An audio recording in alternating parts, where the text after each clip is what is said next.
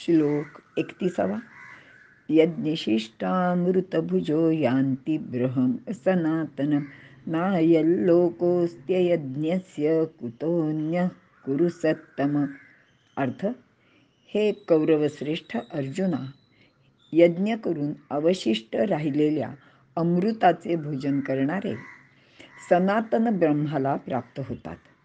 यज्ञ न करणाऱ्याला जर हा लोक सुखदायक होत नाही तर त्याला परलोक कोठून मिळणार बरे? विवरण: मागील श्लोकातून विविध प्रकारचे यज्ञ व त्यांचे महत्त्व सांगितलेले आहे.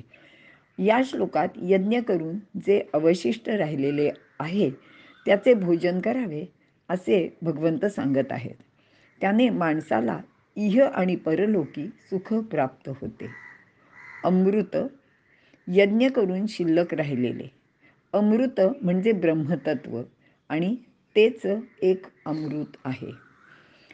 आपल्याला जे मिळते ते सर्व ब्रह्माकडूनच मिळते. आपण जे इतरांना देतो ते ब्रह्मालाच अर्पण होते.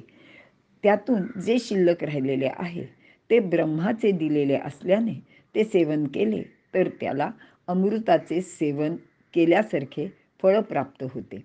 असे अमृताचे सेवन करणारा ब्रह्माला जाऊन मिळतो. दुसऱ्याला न देता जो स्वतःच एकटा भक्षण करतो किंवा त्या गोष्टीचा उपभोग घेतो तो यज्ञाचे मर्मच जाणत नाही, म्हणून त्याची कृती अयज्ञ ठरते. अशा लोकांना इहलोकात सुख मिळत नाही, मान मिळत नाही. मग परलोकांबद्दल त्यांच्याबाबत विचारसुद्धा करू नये.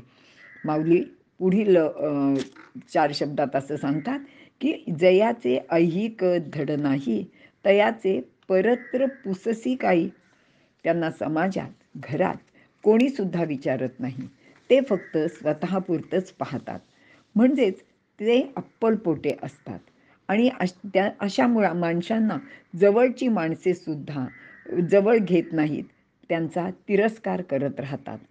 आणि मग इतर म्हणजे समाजाचा तर विचारसुद्धा करायला नको.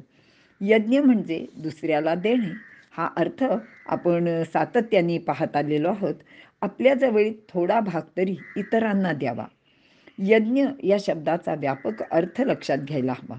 कारण अशा देण्यातूनच समाजातील विषमता कमी करण्याचा प्रयत्न केला जातो. म्हणून यज्ञ हा चांगल्या समाज रचनेचा एक पाया आहे. यजुर्वेदाच्या मंत्रात हाच भाव व्यक्त केलेला आहे. त्यागाने दान करून भोग घे, लोभ धरू नकोस. हे धन कोणाचे आहे?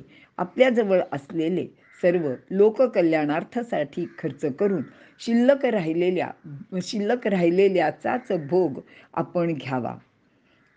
याचं कारण असं आहे की आपण मिळवलेले धन हे कोणा एकाचे नसते, ते सर्वांचे आणि सर्वांसाठी असते.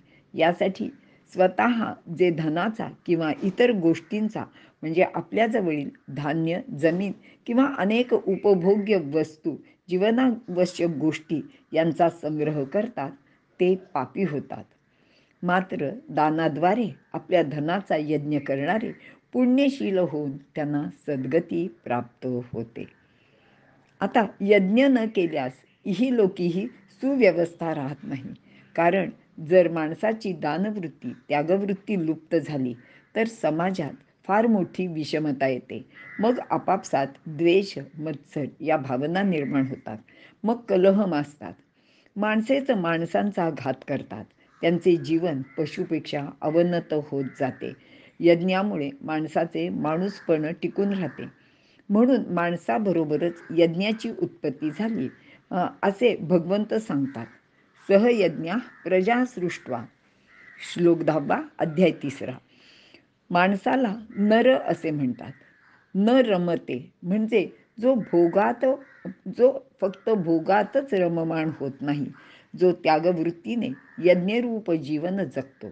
त्याचप्रमाणे लोकांना म्हणजेच माणसांना जन हे नाव संतती उत्पन्न करणे या अर्थी दिलेले आहे.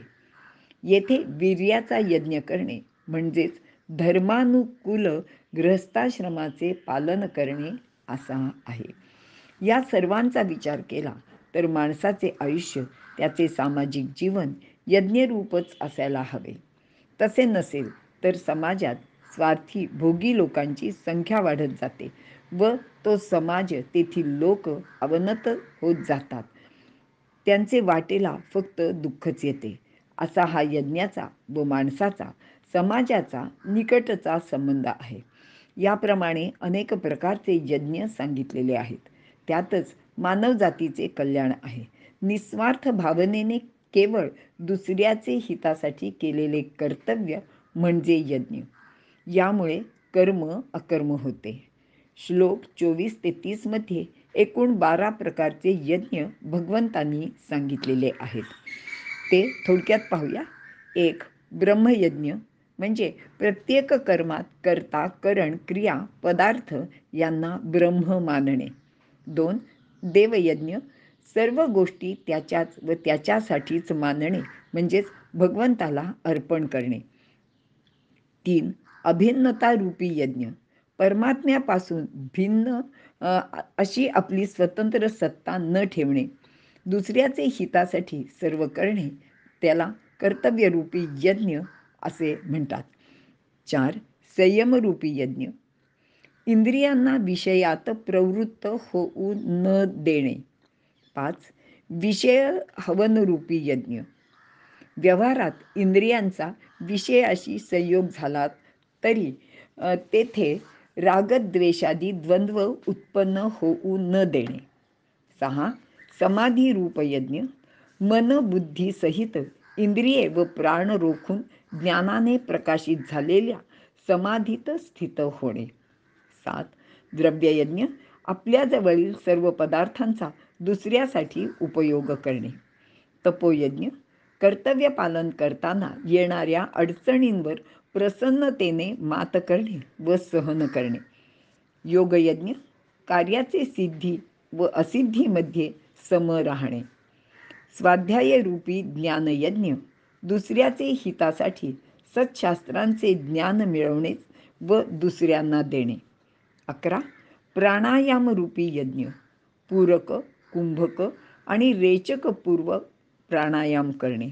आणि 12वा स्तंभवृत्ती, नियमित आहार घेऊन प्राण अपान यांना आपल्या स्थानावर रोखणे.